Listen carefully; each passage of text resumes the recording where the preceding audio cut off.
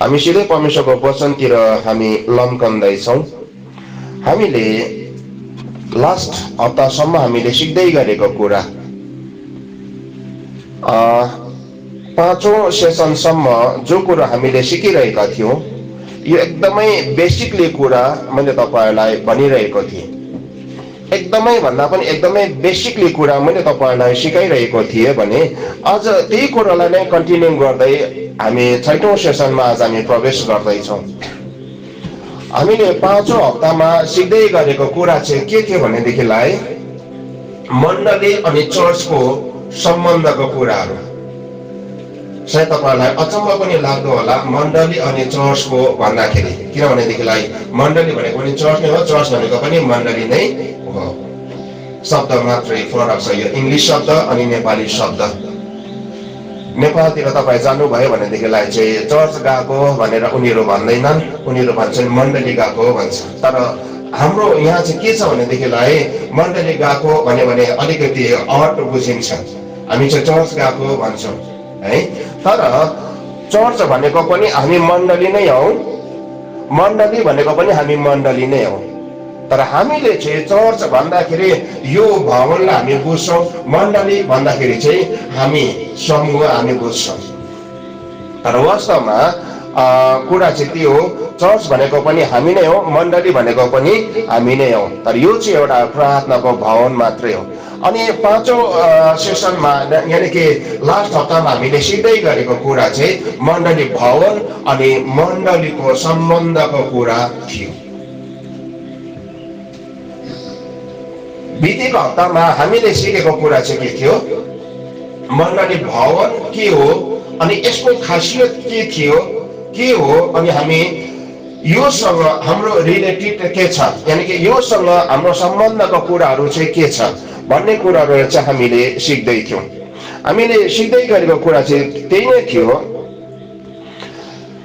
हामी पेसेन्ट हौँ भनेदेखिलाई, यदि हामी मरिज हामी बिमारी हौँ भनेदेखिलाई चाहिँ मण्डली भवन चाहिँ हस्पिटल हो। हामीले त्यो कुराहरू हामीले सिक्दै थियौँ।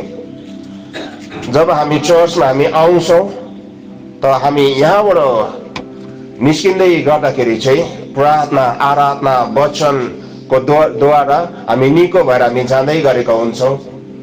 यो कुरा साँचो छ। अनि हामीले सिक्दै गरेको कुरा त्यही नै थियो, यदि हामी पेसेन्ट हौँ भनेदेखिलाई मण्डली भवन चाहिँ हस्पिटल हो। हामीले सिक्दै गएको कुरा त्यही नै थियो, यदि हामी भेडा हौँ भनेदेखिलाई मण्डली भवन चाहिँ भेडा गोठ हो। हामीले सिक्दै गरेको कुरा, यदि हामी नोहको परिवार मध्येबाट हामी हौँ भनेदेखिलाई मण्डली भवन चाहिँ नोहले बनाएको जहाज हो।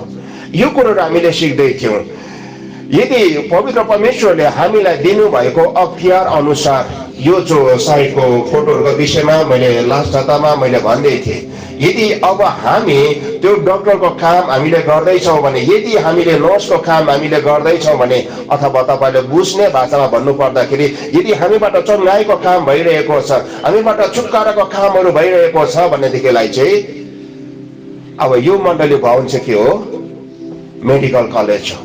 यदि आज हामी शिक्षालाई प्राप्त गरिकन हामी पर्फेक्ट भइकन हामी डक्टर अनि नर्स हामी स्पिरिचुअल लाइफमा हामी त्यो कुरोहरू भइरहेको छौँ भनेदेखिलाई हाम्रो मण्डली भवन चाहिँ मेडिकल कलेजको समान छ भनिकन हामीले सिक्दै थियौँ।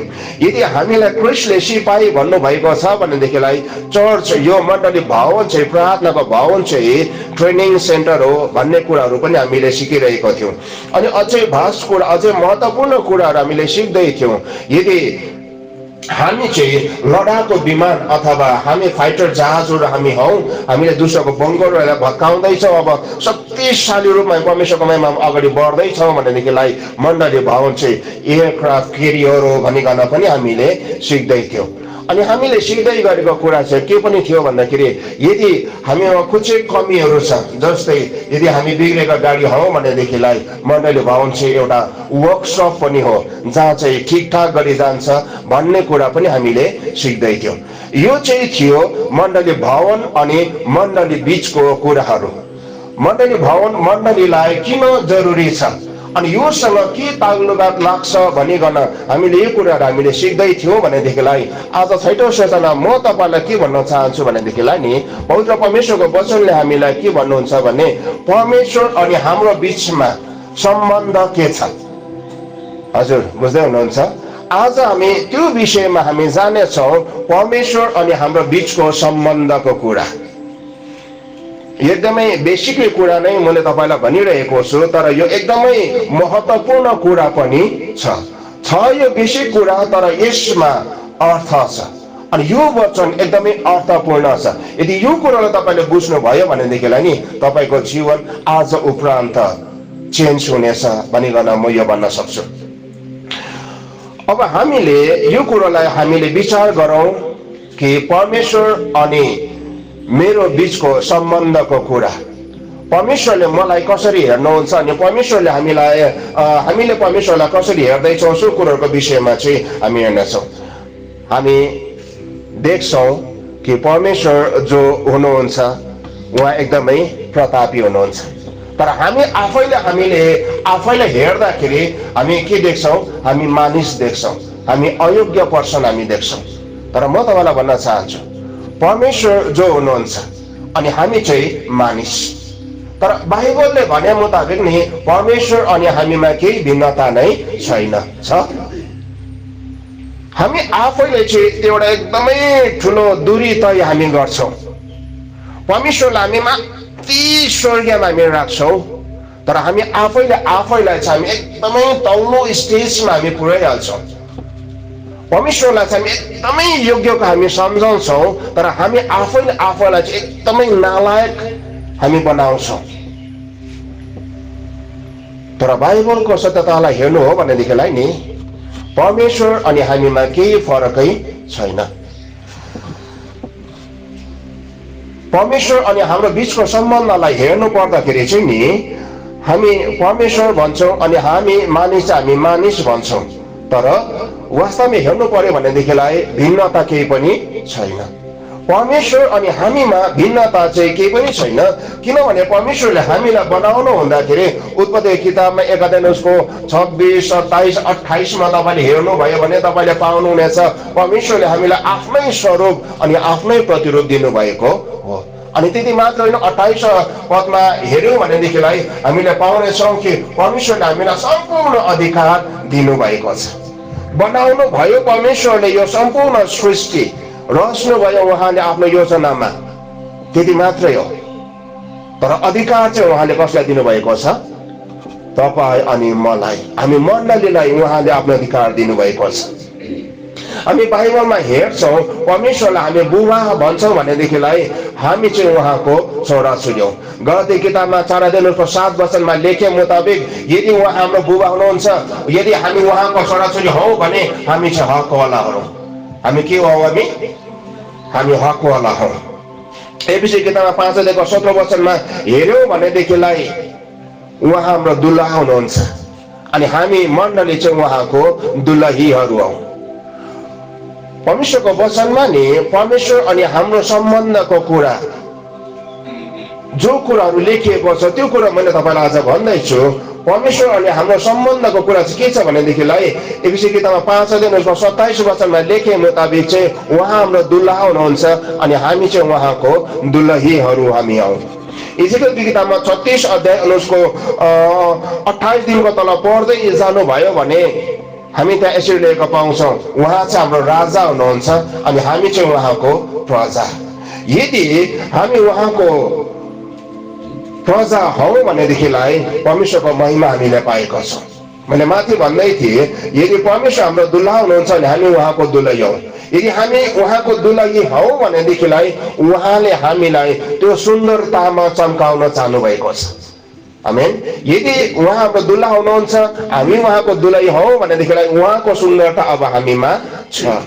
अनि इजेकियल किताबमा 36 अध्याय उसको 28 दिनको तल पढे मुताबिक हामीले त्यहाँ पाए अनुसार उहाँ हाम्रो राजा अनि हामी उहाँको प्रजा हौ भनेदेखिलाई अब सम्पूर्ण महिमा उहाँले हामीलाई दिनुभएको छ।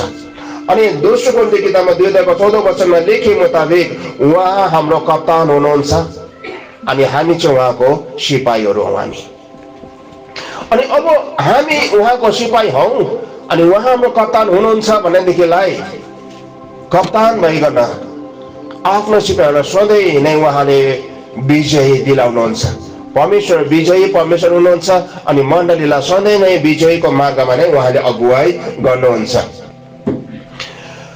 यर्मिया किताबमा 29 अध्याय उसको 11 वचनमा लेखे मुताबिक उहाँ हाम्रो मालिक हुनुहुन्छ भने हामी उहाँको मानिसहरू हौ।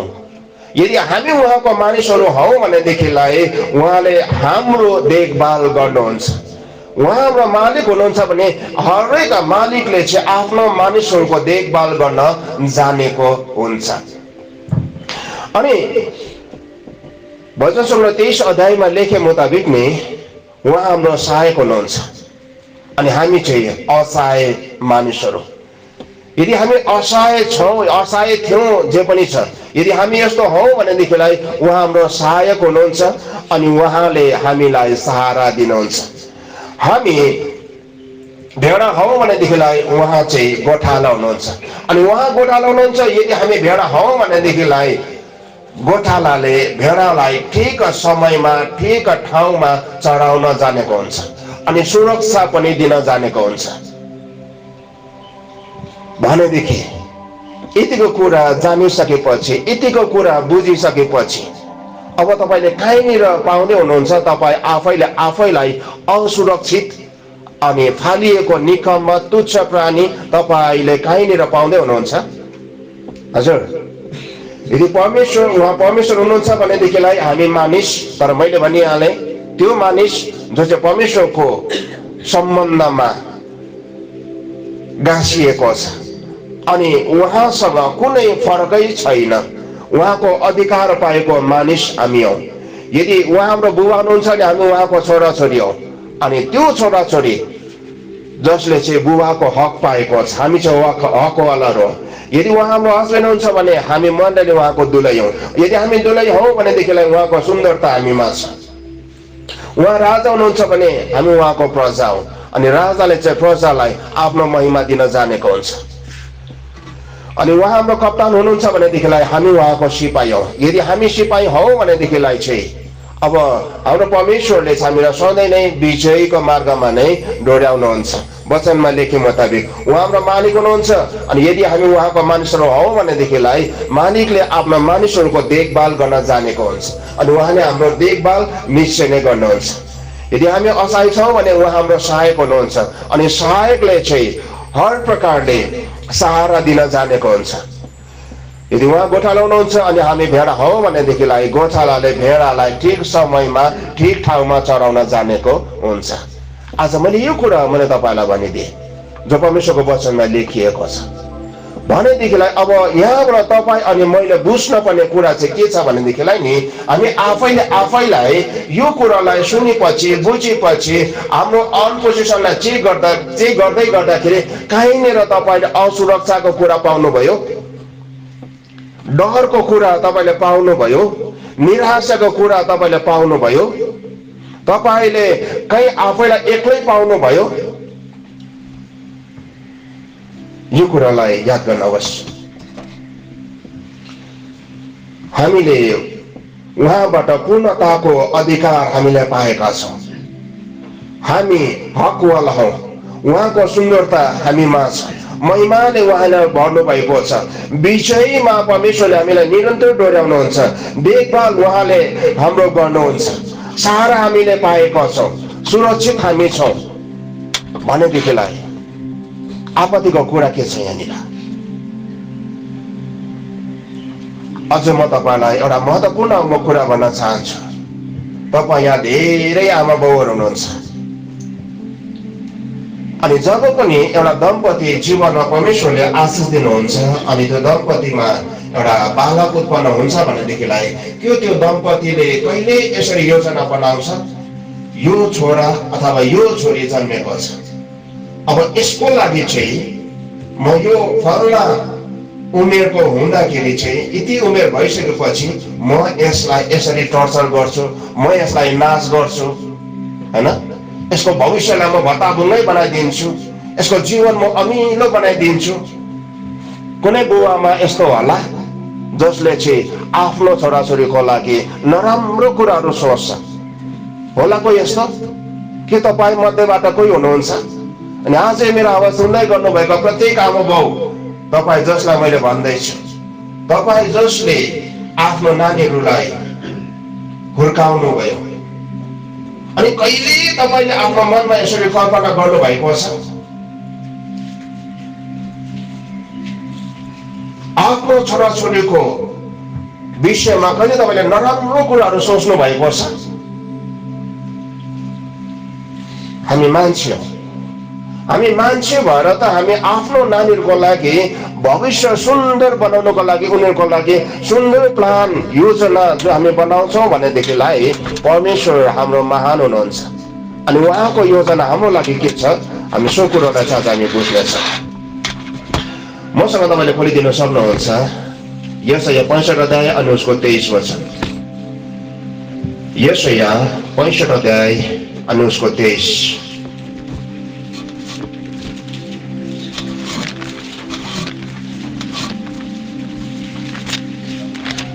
भन्नु भएन?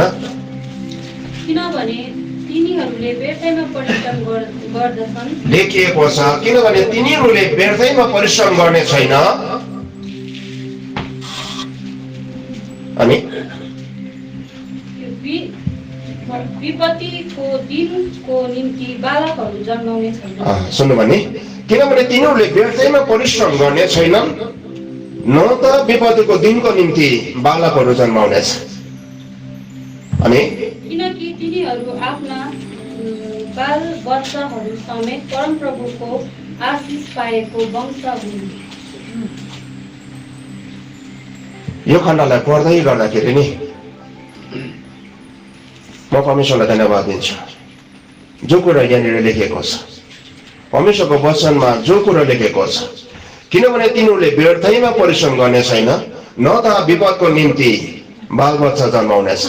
किनभने तिनीहरू आफ्ना बालबच्चा समेत परमप्रभुको आशिष पाएको वंश।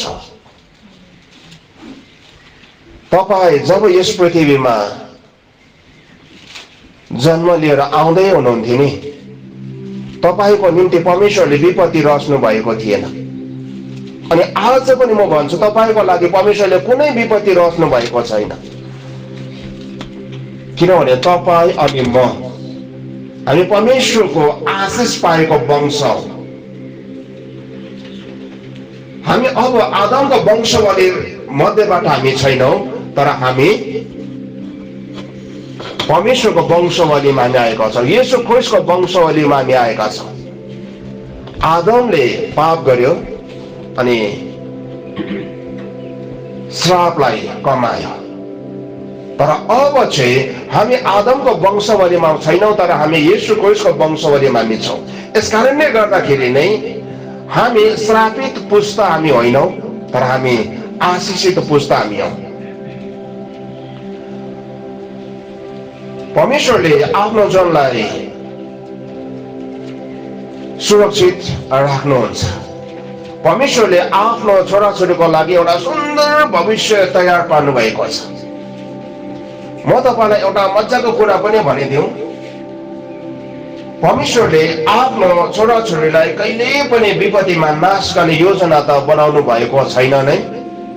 अनि अझै महत्त्वपूर्ण कुरा चाहिँ के छ भनेदेखिलाई नि, परमेश्वरले त आफ्नो छोराछोरीलाई सोधे बेगर अरू जातिहरूलाई पनि परमेश्वरले नष्ट गर्न चाहनुहुन्न। छ यो मजाको कुरा? यो कुरालाई राम्रोसँगले सुन्नुहोस् अनि निहाल्नुहोस्। पवित्र परमेश्वरको वचनमा के लेखिएको छ? मैले तपाईँलाई जुन चाहिँ कुरा मैले भन्दैछु नि, परमेश्वरले आफ्नो मण्डलीलाई नाश गर्न चाहनु भएको छैन, तर परमेश्वरले आफ्नो मण्डलीलाई सोधे बेगर अरू जातिलाई पनि उहाँले नष्ट गर्न चाहनुहुन्न। जो कि हामी उत्पत्ति किताबमा 18 अध्याय उसको 16, 17, 18, 19 लेखेको कुरा हामी त्यहाँ पाउँछौँ। सदोम अनि गमोरालाई नाश गर्न जाँदै गर्दाखेरि नि परमेश्वरले अब्राहमबाट त्यो कुरा लुकाउनु भएन। उहाँले यही नै निर्णय गर्नुभयो, मैले मेरो पवित्र जनलाई किन यो कुरा मैले नभन्नु? भनौँ एउटा अब्राहमसँग परमेश्वरले नि त्यो विषयमा अनुमति लिए। अनि यहाँबाट हामीले यो कुरा हामी बुझ्न सक्छौँ कि परमेश्वरले चाहिँ हाम्रो अनुमति बिना उहाँले केही पनि गर्नुहुन्न। हामीलाई सोधे बेगर उहाँले केही पनि गर्नुहुन्न। किनभनेदेखिलाई स्वर्ग अनि पृथ्वीको अधिकार चाहिँ परमेश्वरले हामी तपाईँलाई दिनुभएको छ। बुझ्दै हुनुहुन्छ? परमेश्वरले स्वर्गलाई, परमेश्वरले पृथ्वीलाई उहाँले सृजना त भयो, तर यो सम्पूर्ण जिम्मा चाहिँ परमेश्वरले हामी तपाईँ मण्डलीलाई दिनुभएको छ। भनेदेखिलाई अब उहाँले मण्डलीलाई सोधे बेगर उहाँले केही पनि गर्नुहुन्न। जस्तै सदोम अनि गमोरालाई नाश गर्न जाँदै गर्दाखेरि अब्राहमलाई परमेश्वरले त्यो कुरा भनिदिनु भयो। अनि अब्राहमले कुछ प्रस्तावहरू त्यहाँनिर राखिदियो। यदि 50 जना त्यहाँ धर्मी जन छ भनेदेखिलाई के तपाईँले 50 जना त्यो धर्मी जनहरूलाई ती मानिसहरूसँगै नाश गर्नुहुन्छ? अनि परमेश्वरले भन्नुभयो नै, यदि त्यो ठाउँमा त्यो सहरमा 50 जना मात्रै छ भनेदेखिलाई म त्यो सहरलाई छोडिदिनेछु। त्यो 50 जना धर्मी जनको कारणले गर्दाखेरि त्यो जातिलाई नै म छोडिदिनेछु। तिनीहरूको अपराधै म मेटाइदिनेछु, म क्षमा गर्नेछु। अनि आखिरमा 10 जनासम्म आए। अब्राहमले बिन्ती भाव गरि नै रहे। अनि परमेश्वरले के भन्नुभयो? यदि त्यहाँ 5 जना, यदि त्यहाँ 10 जना भए तापनि तिनीहरूको कारण म त्यो सहरलाई छोडिदिनेछु। आज पनि तपाईँले यो कुरा मैले किन भन्दैछु भनेदेखिलाई नि, हामी परमेश्वरको पवित्र प्रजा हामी हौ, हामी पवित्र परमेश्वरको सन्तान हामी हौ। यदि हामी यो गाउँमा छ, यदि हामी यो ठाउँमा छौँ भनेदेखिलाई हाम्रो कारणले गर्दाखेरि यो गाउँलाई परमेश्वरले सुरक्षित राख्नुहुन्छ। आमेन। भनेदेखिलाई हामी आफैले आफ्नो काबिलियत चाहिँ हामीले जान्नु पर्यो नि, हाम्रो एबिलिटी चाहिँ हामीले बुझ्नु पर्यो नि, हामीलाई परमेश्वरले दिनुभएको त्यो महत्त्वपूर्ण कुरोलाई चाहिँ हामीले बुझ्नु पर्यो नि। म तपाईँलाई यसरी नै म भन्न चाहन्छु, आज हामीले के निर्णय लिइरहेका छौँ, हामीले आज के सोचिरहेका छौँ? तपाईँ आफैले आफ्नो अनपोजिसन चेक गर्दाखेरि तपाईँले के पाउँदै हुनुहुन्छ? आज विपत्ति मानिसमा आइपरिरहेको छ। के तपाईँले यसरी त सम्झिरहनु भएको छैन त्यो विपत्ति हाम्रो लागि पनि हो भनिकन?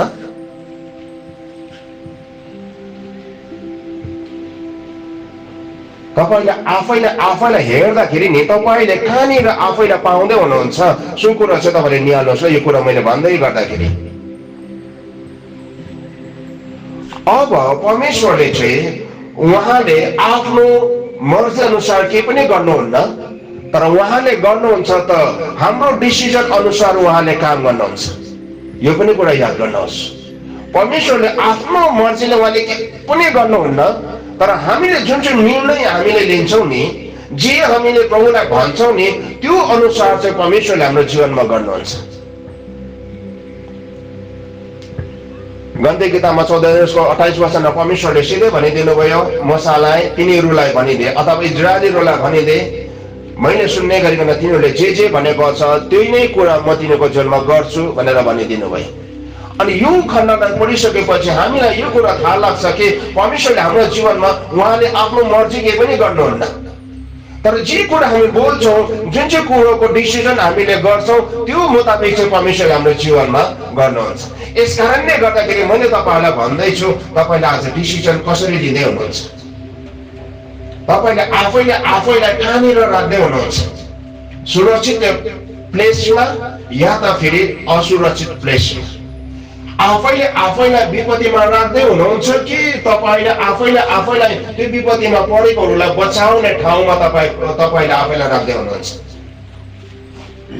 बुझ्नुभयो मैले भन्न चाहेको कुरा? तपाईँले नि आफैलाई त्यो विपत्तिमा देख्दै हुनुहुन्छ कि तपाईँ आफैलाई हेर्दाखेरि चाहिँ त्यो विपत्तिमा परेकोहरूलाई बचाउने मध्येमा आफैलाई देख्दै हुनुहुन्छ? अब यो चाहिँ तपाईँको निर्णय हो। तर परमेश्वरको वचनमा लेखे मुताबिक चाहिँ नि यो तपाईँको रोजाइ अनुसार परमेश्वरले काम गर्नुहुन्छ। यदि तपाईले उत्तम कुरालाई रोज्नु भयो भनेदेखिलाई चाहिँ उत्तम भाग तपाईको निम्ति कायम रहनेछ अनि त्यो भाग तपाईले पाउनुहुनेछ। म यो पनि भनिदिन चाहन्छु, परमेश्वरले चाहिँ नि कसैलाई आशिष कसैलाई श्राप दिनुहुन्न। म यो पनि भनिदिउँ एउटा तितो सत्य, यो सबै कुराहरू परमेश्वरले आफूसँग राख्नु भएको छैन। आजको यो वर्तमान समयमा नि परमेश्वरले पक्षपात गरेर कसैलाई चाहिँ आशिषै आशिष कसैलाई चाहिँ पक्षपात गरेर श्रापै श्राप दिइरहनु भएको छ, यो कुरा पटक्कै होइन। तर आज मानिसको जीवनमा जे कुरा भइरहेको छ नि त्यो चाहिँ उसको रोजाइमा भइरहेको छ। जुन चाहिँ भाग मानिसले रोजेको छ नि त्यो भाग चाहिँ आज मानिसले पाइरहेको छ। मैले अस्ति पनि मैले तपाईँलाई भनिदिएँ, आज धेरै क्रिस्चियन विश्वासीहरू यसको शिकार हुन गएको छ। अनि तपाईँले युट्युबहरूतिर फेसबुकतिर तपाईँले सुन्न सक्नुहुनेछ। मैले सुन्दै थिएँ उहाँको बोलाइ उहाँको प्रचार गराइ अनि यो कुरा गर्छ। मैले यही नै कुरा मैले बुझेँ, उनीहरूले रोज्नु भएको कुरा नै त्यही नै थियो। अनि जुन चाहिँ कुरा उहाँले बोलेर त्यो कुरालाई रोज्नु भयो अनि त्यो भाग उनीहरूमा पर्न गएको छ। उनीहरूले बोलेर नै त्यो कुरालाई रिसिभ गरेको छ। यस कारणले गर्दा मैले तपाईँलाई भन्दैछु, म फेरि यो कुरामा प्रश्न गर्न चाहन्छु, तपाईँले चाहिँ डिसिजन के लिनु भएको छ? तपाईँको रोजाइ चाहिँ केमा छ? यानि कि तपाईँले आफैलाई हेर्दाखेरि तपाईँले कहाँनिर देख्दै हुनुहुन्छ आफैलाई? त्यो विपत्तिमा पर्ने मानिसहरू मध्येमा नै तपाईँले आफैलाई पाउने हुनुहुन्छ या त फेरि त्यो विपत्तिमा परेकोहरूलाई बचाउनको निम्ति तपाईँलाई परमेश्वरले चुन्नु भएको छ भनिकन त्यहाँ सेभ गर्न तपाईँले पाउँदै हुनुहुन्छ? सो कुरा चाहिँ याद गर्नुहोस्। अनि यति भनिसकेपछि म तपाईँलाई यसै किताबमा उसको 1 वचनलाई पढाउन चाहन्छु। अनि कसैले चाहिँ पढ्नुहोस् यशाया 49 अध्याय उसको 6 वचन। यो दुईटा खण्डलाई हेरिकन हामी अगाडि बढ्नेछौँ। परमप्रभु परमेश्वरको आत्मा ममाथि छ, परमप्रभु परमेश्वरको आत्मा ममाथि छ, किनकि नम्रहरूलाई सुसमाचार सुनाउनलाई परमप्रभुले मलाई अभिषेक गर्नुभएको छ। मन भाँचेकोहरूलाई निको पार्नलाई, कैदमा परेकोहरूलाई स्वतन्त्रता र बन्धनमा परेकोहरूलाई छुटकाराको घोषणा गर्नलाई मलाई पठाउनु भएको छ। अनि अब यहाँबाट तपाईँले के बुझ्नुभयो? यहाँबाट तपाईँले के बुझ्नुभयो? जो कि वचनमा यसरी लेखेको छ, यशायाद्वारा परमप्रभुले हामीलाई उहाँले यसरी भन्दै हुनुहुन्छ, यो कुरो चाहिँ हामीले यसरी बुझ्नुपर्छ। यसलाई पढ्दै गर्दाखेरि म भनिकन हामीले भन्नुपर्छ अनि आफैलाई त्यहाँनिर राख्नुपर्छ। परमप्रभुको आत्मा म माथि छ। बुझ्नुभयो? सबैले भन्नुहोस् त, परमप्रभुको आत्मा म माथि छ। अनि अब कन्टिन्यू भन्नुहोस् ल। किनभने नम्रहरूलाई सुसमाचार सुनाउनलाई परमप्रभुले मलाई अभिषेक गर्नुभएको छ। मन भाँचिएकोहरूको हृदयलाई निको पार्नलाई, कैदमा परेकोलाई स्वतन्त्रता र बन्धनमा परेकोहरूलाई छुटकाराको घोषणा गर्न मलाई पठाउनु भएको छ। के बुझ्नुभयो यहाँबाट?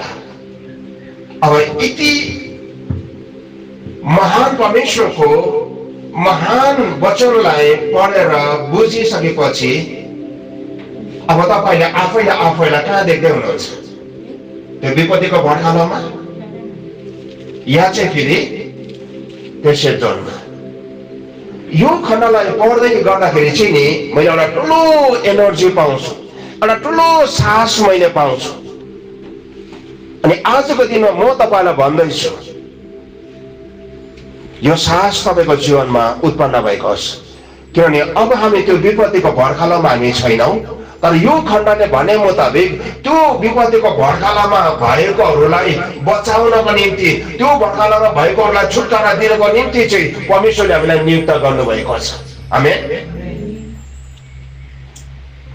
हामी त्यो विपत्तिको भड्कालोमा हामी कदापि हामी छैनौँ, तर त्यो विपत्तिको भर्खरमा भएकोहरूलाई बचाउनको निम्ति चाहिँ परमेश्वरले हामीलाई आफ्नो अभिषेकले गर्नुभएको छ। महान छ यो कुरा।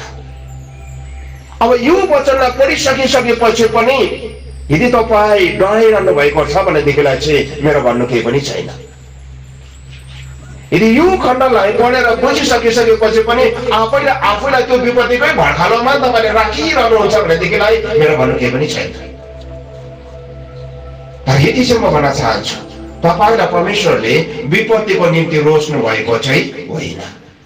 तपाईँलाई परमेश्वरले विपत्तिको लागि रोज्नु भएको चाहिँ होइन, तर विपत्तिमा परेकोहरूलाई पनि बचाउनको निम्ति चाहिँ तपाईँ एउटा महान व्यक्ति बनाएर परमेश्वरले पठाउनु भएको छ।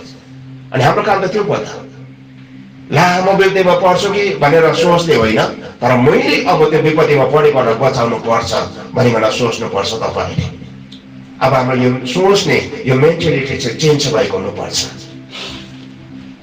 बिलापीको किताबमा 3 अध्याय उसको 33 वचनमा लेखे मुताबिक नि परमेश्वरले जब दण्ड पनि दिनुहुन्छ तर उहाँले खुसी भएर दिनुहुन्न। कुनै मानिसलाई परमेश्वरले यातना त दिनुहुन्छ, ताडना दिनुहुन्छ, तर त्यो यातना त्यो ताडना दिँदै गर्दाखेरि परमेश्वर प्रसन्न हुनुहुन्न है। तपाईँ बुबा आमा हुनुहुन्छ, म पनि एउटा बुबा हो। मैले मेरो नानीहरूलाई कहिले बेड लगाउनु पर्दै गर्दाखेरि के म खुसी भएर म दिन सक्छु र? मनमा चाहिँ एउटा कटक्क भइरहेको हुन्छ, एउटा पीडा उत्पन्न भइरहेको हुन्छ। मैले मेरो नानीहरूलाई मैले पिट्न पर्यो भनेर, अनि त्यो पिट्न त पर्छै पर्छ, किनभने त्यो खराब अवस्थाबाट सही रास्तामा ल्याउनु परेको छ। अनि मण्डलीलाई पवित्र परमेश्वरले कहिले बेड लगाउनुहुन्छ, किनभने मण्डलीलाई परमेश्वरले सही रास्तामा ल्याउन चाहनुहुन्छ। तर उहाँले बेड लगाउँदाखेरि पनि उहाँ प्रसन्न चाहिँ हुनुहुन्न है, उहाँले खुसी भएर उहाँले बेड लगाउनुहुन्न। अनि अब हामी 49 अध्याय उसको 6 लाई पनि हामी हेर्नेछौँ। छिटो गरिकन म समाप्त गरिदिइहाल्नेछु। उहाँ भन्नुहुन्छ याकुबको वंशलाई खडा गर्न र इजरायलको जोगाई राख्नको सन्तानलाई फेरि स्थापित गर्न, इजरायलको जोगाई राखेको सन्तानलाई फेरि स्थापित गर्न, तो मेरा दास हुँ हुन भन्ने कुरो अति सानो छ, तर पृथ्वीको पल्लो छेउसम्म मेरो उद्धार पुगोस् भनी अन्य जातिहरू कहाँ एउटा ज्योति बनाउनेछु। मेरो उद्धार पुगोस् भने अन्य जातिहरू कहाँ एउटा ज्योति म तँलाई बनाउने छु भनी लेखिएको छ। नेपालको एउटा संशोधनमा मैले पढ्दै थिएँ, एकदमै मिठो कुरा त्यहाँ लेखिएको छ। कसरी लेखेको छ भनेदेखिलाई नि, परमेश्वरको योजना चाहिँ के छ भनेदेखिलाई हामीले यहाँ पढेर पनि हामीले बुझ्यौँ। हामीले यहाँ पढ्दाखेरि हामीले के बुझ्दैछौँ भनेदेखिलाई उहाँ भन्नुहुन्छ याकुबको वंशलाई खडा गर्न र इजरायलको जोगाइ राखेको सन्तानलाई फेरि स्थापित गर्न, त मेरो दास हुन भन्ने कुरा अति सानो छ, तर पृथ्वीको पल्लो छेउसम्म मेरो उद्धार पुगोस् भने अन्य जातिहरू कहाँ एउटा ज्योति म तँलाई बनाउने छु। परमेश्वरले चाहिँ यसरी इच्छा गर्नुभएको छ, अब सम्पूर्ण जाति चाहिँ उहाँ कहाँ फर्के आउनु पर्छ। अनि परमेश्वरले यसरी इच्छा गर्नुभएको छ, सम्पूर्ण मानिसहरू चाहिँ उहाँ कहाँ फर्के आओस्। अनि अब त्यो सम्पूर्ण जातिलाई फर्काइ ल्याउनको निम्ति चाहिँ मैले तँलाई एउटा ठुलो ज्योति बनाएको छु भनेर उहाँले भन्नुभएको छ। अनि उहाँले यसरी पनि भन्नुभएको छ, नेपालको संशोधनमा मैले पढ्दै थिएँ, मलाई मजा लाग्दैछ त्यो कुरा। अब त्यो जातिलाई फर्काइ ल्याउनुको लागि चाहिँ त चाहिँ एउटा फाटक होस् भनेको छ। हजुर के भन्नुभएको छ अरे? त चाहिँ एउटा फाटक होस् भन्नुभएको छ। अब यहाँबाट तपाईँले के बुझ्नुभयो? यसै 61 अध्याय उसको 1 वचनमा अनि यसै 49 अध्यायको 6 वचनमा लेखेको कुरा चाहिँ एउटै नै छ। परमेश्वरले चाहिँ नि हामीलाई ती मानिसहरूलाई बचाउनको निम्ति पठाउनु भएको छ भनेदेखिलाई यो एकदमै शक्तिशाली कुरा छ। यदि तपाईँले यो बाइबलको सत्यतालाई बुझ्नुभयो भनेदेखिलाई नि यहुन्नाका किताबमा 8 अध्याय उसको 30-31हरूमा 32हरूमा लेखेको कुरा, सत्यलाई तिमीहरूले जान्नेछौ अनि सत्यले तिमीहरूलाई स्वतन्त्र गर्नेछ भनेर लेखेको छ नि। यो कुरा हामीले कतिपय बाहिरकोहरूलाई मात्रै हामीले चलाउँछौँ, तर हामी मण्डलीले यो कुरा हामीले बुझ्न परेको छ। यदि क्रिस्टको सत्यतालाई हामीले जान्यौँ, बाइबलको सत्यताको कुरालाई हामीले बुझ्यौँ भनेदेखिलाई नि साह्रै नै मजाको छ, अनि त्यो चाहिँ हाम्रो जीवनमा लाभदायक हुनेछ। यदि हामीले यो कुरालाई हामीले बुझ्यौँ भनेदेखिलाई चाहिँ नि हामी आफैलाई त्यो सेफ जोनमा हामीले पाउँछौँ, अनि हाम्रो हृदयबाट अटोमेटिकली त्यो डरको भावनाहरू चाहिँ हटेर जान्छ। किनभने विश्वासीले आफैलाई के सोच्छ, म त्यो विपत्तिको लागि होइन, तर विपत्तिमा परेकोलाई बचाउनको निम्ति चाहिँ परमेश्वरले मलाई पठाउनु भएको छ भन्ने सोच उसको हुन्छ। आज विश्वासीले हेर्दाखेरि कतिपय एकदमै दुःखलाग्दो कहानीहरू हामी उनीहरूको जीवनमा हामीले पाउँछौँ। किनभने विश्वासीले चाहिँ नि के कुरामा विश्वास गरेको छ भन्दाखेरि मान्छेको जनश्रुतिमा, यानि कि मान्छेको भनाइमा। आज न्युजहरूलाई हेर्दाखेरि एकदमै डरलाग्दो कुरा उनीहरूले बोलिरहेको हुन्छ, अनि त्यो कुरा सुन्दै गर्दाखेरि चाहिँ विश्वासीको मनमा पनि एउटा डर अनि एउटा कम्पने ठाउँ लिइरहेको हुन्छ। एउटा जायज कुरा हो, कसैलाई हात मिलाउँदै गर्दाखेरि त्यो भाइरस सर्छ भन्ने कुरा हो, अनि आज आदेश छ कसैसँग हात नमिलाउनु। तर तपाईँ के भन्नुहुन्छ यस कुरामा? अनि म चाहिँ भन्छु, जरुरत परेमा हामी डराउनु हुँदैन। कानुन नतोड्नुहोस्, कानुनलाई तोड्नुहोस्, कानुनको खिलाफमा जानुहोस् भनेर म भन्दिनँ, तर यो पनि होइन कि हामी एकदमै डरको मारे हामी जीवन छ। विश्वासीले चाहिँ नि कसरी सोच्नु पर्छ भन्दाखेरि म सुरक्षित छु होइन, तर उसँग चाहिँ भाइरस होइन। हामीले सोच्नु पर्ने कुरा चाहिँ के छ भनेदेखिलाई नि म सुरक्षित छु, इट्स ओके, यहाँसम्म ठिकै छ। तर अब हामीले सोच्नु पर्ने कुरा चाहिँ के छ भनेदेखिलाई नि ममा चाहिँ ख्रिस्टको अभिषेक छ। सबैले भन्छ मसँग ख्रिस्टको अभिषेक छ। अघि हामीले यसको एक वचन हामीले पढ्यौँ, परमेश्वरले हामीलाई अभिषेक गर्नुभएको छ। अनि बाइबलमा थुप्रै खण्डहरूलाई पढ्दाखेरि हामीले बुझ्छौँ, जस्तो कि पहिलो किताबमा 2:27-28 वचनमा लेखिएको छ परमेश्वरले हामीलाई अभिषेक गर्नुभएको छ। उहाँको अभिषेक चाहिँ सधैँ हामीमा रहन्छ, अनि उहाँको अभिषेक हामी सम्झौँ न। प्रेरितको किताबमा आएर हामी हेर्छौँ नि, प्रेरितहरूमा चाहिँ त्यो परमेश्वरको छोराछोरीहरूमा चाहिँ त्यो पहिलो पटकमा यानि कि 120 जना भेला भएर बसेको थियो, अनि तीहरूमा चाहिँ के भनेको छ, बाइबलले कसरी उच्चारण गरेको छ, आगोको जस्तो चिरा परेको जिब्राहरू त्यहाँनिर देखा परे भनेको छ, अनि उनीहरू हरेकमा बस्यो भनेको छ। बुझ्नुभयो? आगोको जस्तो चिरा परेको जिब्राहरू देखे भनेको छ, यानी कि पवित्र परमेश्वरको आगो हामीमा आएको छ। के तपाईँले यो कुरामा विश्वास गर्नुहुन्छ? के तपाईँले यसरी विश्वास गर्नुहुन्छ कि परमेश्वरको अभिषेकको आगो ममा छ भनिकन? जब तपाईँले ख्रिस्टलाई विश्वास गर्नुभयो नि, जब तपाईँले पवित्र परमेश्वरलाई ग्रहण गर्नुभयो नि, मेरो उद्धारकर्ता मेरो मुक्तिदाता भनिकन, म तपाईँलाई यसरी भन्न चाहन्छु, त्यो समयमा पवित्र परमेश्वरले तपाईँलाई अभिषेक गर्नुभएको छ।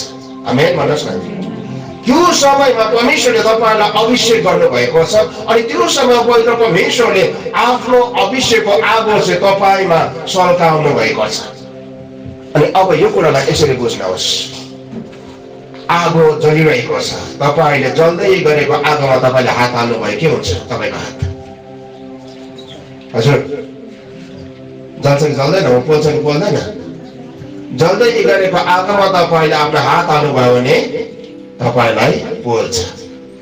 चाहे लुगा, चाहे प्लास्टिक, चाहे कागज, चाहे कुनै पनि पदार्थ जल्दै गरेको आगोमा तपाईँले झोकिदिनु भयो भनेदेखिलाई आगोले त्यो कुरालाई बग्छ। आगोले कुनै पनि कुरालाई बस्दैन, कुनै पनि कुरालाई छोड्दैन। चाहे आगो जल्दै गरेको ठाउँमा तपाईँले लुगा हालिदिनुहोस्, त्यो लुगालाई डढाएर भस्म बनाइदिन्छ। प्लास्टिकको कुरा होस् त्यसलाई जलाएर नष्ट गरिदिन्छ, चाहे खानुहोस् होस् त्यसलाई जलाएर नष्ट गरिदिन्छ, चाहे तपाईँले आगो जल्दै गरेको ठाउँमा मोबाइललाई तपाईँले हालिदिनुहोस्। आगोले यो चाहिँ एकदमै किमती चिज हो, एकदमै महँगो हो, यसलाई मैले डराउनु हुँदैन भनेर त्यसले बस्दैन, छोड्दैन त्यसले। आगोमा तपाईँले फलामै हालिदिनु भयो भने तापनि फलामलाई पनि आगोले पिगाल्ने काम गर्छ। मैले गलत त भनिरहेको छुइनँ। जल्दै गरेको आगोमा फलामै हामीले हालिदिउँ भनेदेखिलाई पनि फलामलाई पनि पिगाल्ने काम चाहिँ आगोले गर्छ भनेदेखिलाई अब मैले भन्न चाहेको कुरा चाहिँ के छ भने पवित्र परमेश्वरको आगो तपाईँमा छ। विश्वास गर्नुहुन्छ यस कुरामा? पवित्र परमेश्वरको अभिषेकको आगो तपाईँमा छ। अनि अब यहाँ मैले भन्न चाहेको कुरा चाहिँ के छ भनेदेखिलाई अरूमा भएको नराम्रो कुरामा तपाईँले विश्वास नगर्नुहोस्, होस् चाहे नहोस्, तर तपाईँमा भएको अभिषेकमाथि चाहिँ तपाईँले विश्वास गर्नुहोस् न। मैले भन्न चाहेको कुरा चाहिँ यो छ, अरूमा भएको नराम्रो रोग चाहे त्यो भाइरस जे पनि होस् त्यो कुरामा तपाईँले विश्वास नगर्नुहोस्, तर तपाईँमा भएको अभिषेकमाथि चाहिँ तपाईँले विश्वास गर्नुहोस्। अनि विश्वास चाहिँ तपाईँले यसरी गर्नुहोस्, मैले हात मिलाउँदै गर्दाखेरि उसमा भएको भाइरस ममा सर्छ होइन, तर उसमा भएको भाइरसलाई मेरो अभिषेकको आगोले चाहिँ जलाएर नष्ट बनाइदिन्छ भनिकन चाहिँ विश्वास गर्नुहोस्। यो एउटा महत्त्वपूर्ण कुरा छ। यदि विश्वासीले नि यो सत्यतालाई जान्यो भनेदेखिलाई विश्वासी अलरेडी परमेश्वरको महिमामा छापिनेछ। राज विश्वासको सोचाइमा अलिकता गलत हुन गएको छ। भनेको जस्तो कहाँ हुन्छ, भनेको जस्तो कहाँ हुन्छ। आज यही सोचाइले नै विश्वासी मरिरहेको छ। यही गलत थिङ्किङले नै आज विश्वासीले परमेश्वरको महिमालाई देख्न सकिरहेको छैन। मान्छेको जनश्रुतिलाई चाहिँ विश्वास गरिरहेको छ, तर बाइबलको सत्यतालाई चाहिँ मानिसले विश्वास गरिरहेको छैन। आफूमा भएको अभिषेकलाई चाहिँ मानिसहरूले तुच्छ ठानिरहेको छ, केही मूल्यको सम्झिरहेको छैन। तर जो कुरा आज सुन्नुमा आइरहेको छ, जो कुरा देख्नुमा आइरहेको छ, त्यो कुरालाई चाहिँ एकदमै ठुलो बनाएर प्रायोरिटी दिइरहेको छ अनि डराउनसम्म डराइरहेको छ। आज क्रिस्चियन विश्वासीहरूमा पनि यो कुरा पढ्न गएको कारण चाहिँ त्यही नै हो। नम्बर 1 डर। सबैले भन्नुहोस् त डर। किनभने यसै किताबमा 4 वर्षमा परमेश्वरले सिधै भन्नुभएको छ, म पनि तिनीहरूको लागि विपत्ति नै चुन्छु। किन भन्दाखेरि विश्वासीले नै विपत्ति चुनिरहेको छ। विश्वासीले नै विपत्तिलाई चुन्नु भएको कारणले गर्दाखेरि परमेश्वर भन्नुहुन्छ म पनि तिनीहरूको लागि विपत्ति नै चुन्छु, ठिकै छ। अनि तिनीहरूको डर म तिनीहरूमाथि नै गराइदिन्छु भनेर भन्नुभएको छ। मैले अघि नै यो कुरालाई मैले कम्प्लिट गरेको छु। परमेश्वरले कसैलाई पक्षपात गरेर आशिष, कसैलाई चाहिँ उहाँले श्राप दिनुहुन्न।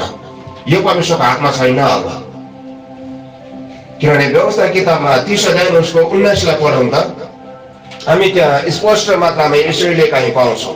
परमेश्वरले चाहिँ राख्नु भएको छ, तर अब रोजाइ चाहिँ मानिसको। व्यवस्था 30 अनि उसको 19। आज म स्वर्ग र पृथ्वीलाई तिमीहरूको सामने साक्षी राख्दछु कि मैले तिमीहरूका अघि जीवन र मृत्यु, आशिष र श्राप राखेको छु।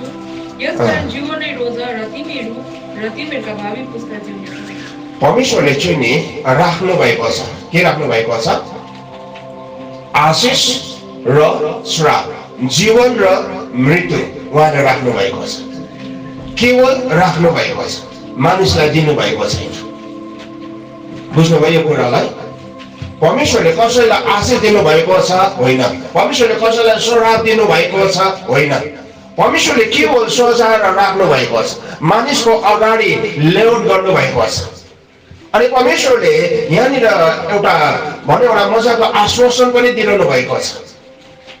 मैले आज तिमीहरूको लागि आशिष र श्राप, जीवन र मृत्यु राख्न चाहिँ राखेको छु, तर आशिषलाई रोज, जीवनलाई रोज भनेर भन्दै हुनुहुन्छ। अनि आज मान्छेले जे कुरो पाइरहेको छ नि त्यो चाहिँ उसको रोजाइको कारणले गर्दाखेरि भइरहेको छ।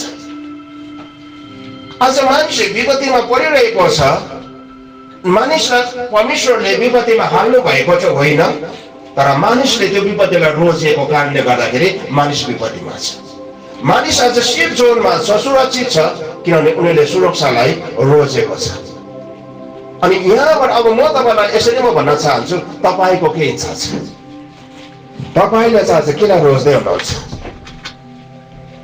आज तपाईँ जो हुनुहुन्छ, हिजोको डिसिजन अनुसार हुनुहुन्छ भनेदेखिलाई भोलि तपाईँ के हुनुहुन्छ आजको डिसिजनमा त्यो काम हुनेछ। यदि तपाईँले परमेश्वरको महान योजनालाई बुझ्नुभयो अनि आशिषलाई रोज्नुभयो भनेदेखिलाई चाहिँ तपाईँ आशिषित हुनुहुनेछ। तर नै बाइबलले त के भन्छ, हामीले प्राकृतिक कुरालाई हामीले सुन्नुपर्छ, बुझ्नुपर्छ, त्यो कुरालाई हामीले पालन गर्नुपर्छ भनेर यदि तपाईँ डराउनुहुन्छ, घबराउनुहुन्छ भनेदेखिलाई चाहिँ तपाईँले त्यो कुरालाई नै तपाईँले रोज्दै हुनुहुन्छ। मैले कानुनलाई तोड्नुहोस् भनेर भनेको चाहिँ होइन, कानुनलाई भङ्ग गर्नुहोस् भनेर भन्न चाहेको चाहिँ होइन, तर मैले भन्न चाहेको कुरा चाहिँ के हो, बाइबलको सत्यतालाई चाहिँ तपाईँले बुझ्नुहोस्। अनि म विश्वास गर्छु कि तपाईँले यो कुरालाई बुझ्नुभयो भनिकन, किनभने परमेश्वरले हामीलाई विपत्तिमा पर्नका लागि बनाउनु भएको होइन, विपत्तिमा परोस् भनेर परमेश्वरले हामीलाई पठाउनु भएको चाहिँ होइन, तर विपत्तिमा परेकोहरूलाई बचाउनको निम्ति चाहिँ परमेश्वरले हामीलाई पठाउनु भएको छ। आमेन। विपत्तिको निम्ति परमेश्वरले हामीलाई सृजना भएको होइन, तर विपत्तिमा परेकोहरूलाई, पाप अनि श्रापको दशामा रहेकोहरूलाई छुटकारा दिनको लागि चाहिँ महान पवित्र परमेश्वरले आफ्नो अधिकार दिएर हामीलाई पठाउनु भएको छ। भनेदेखिलाई डरको विषय, चिन्ताको विषय, निराशाको विषय तपाईँले कहीँ पाउनुभयो? अब तपाईँले कहीँ आफैलाई असुरक्षित ठाउँमा पाउनुभयो यतिका वचन सुनिसकेपछि?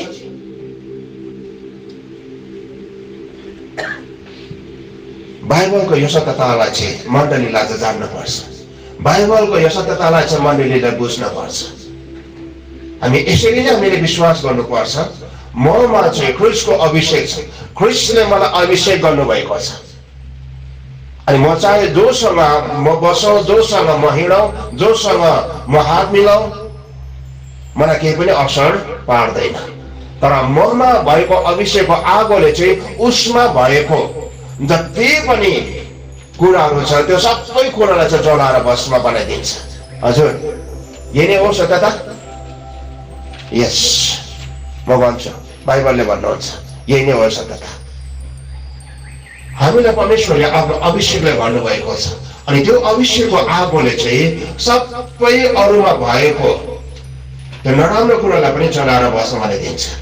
जस्तो मैले भनिहालेँ, आगोले कुनै पनि कुरालाई छोड्दैन, आगोले कुनै पनि कुरालाई छोड्दैन। त्यहाँ जो पनि पढ्छ भनेदेखिलाई, जे पनि कुरा हामी त्यहाँ हाल्छ भनेदेखिलाई त्यसले जलाएर त्यो कुरालाई भस्म बनाइदिन्छ। यो कुरालाई बुझ्नुहोस्, तपाईँसँग पवित्र परमेश्वरको अभिषेकको आगो छ, मसँग पवित्र परमेश्वरको अभिषेकको आगो छ। अनि अब बाँकी रहेको जोसँग जे पनि छ, अनि हामीसँग भएको अभिषेकको आगोले चाहिँ त्यो कुरालाई पनि जलाएर बसाल्न दिन्छ। यस कारणले गर्दाखेरि नै यसरी उसको 1 वचनमा, यसै 49 अध्याय अनि उसको 6 वचनमा लेखे मुताबिक पवित्र परमेश्वरले हामीलाई विपत्तिमा परेकोहरूलाई बचाउनको निम्ति, पाप अनि श्रापको जन्जालमा फसेकोहरूलाई छुटकारा दिनको निम्ति चाहिँ, दुष्टको बन्धनमा जकडिएकोहरूलाई छुटकाराको घोषणा गर्न चाहिँ परमेश्वरले हामीलाई पठाउनु भएको।